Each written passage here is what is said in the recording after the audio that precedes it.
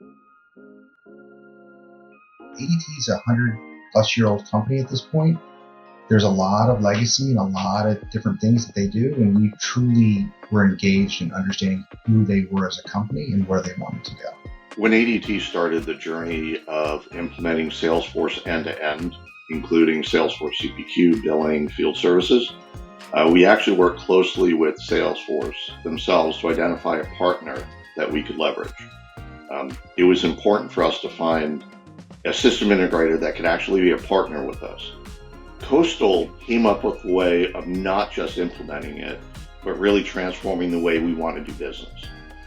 When you look at how we leverage Salesforce CPQ, we made a process that took weeks to train our users to a process that now takes us days.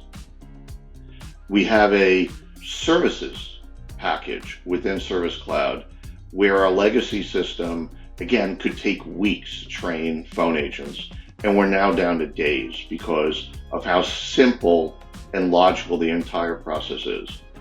When you look at field services, we had a legacy application that was very rigid, difficult to use.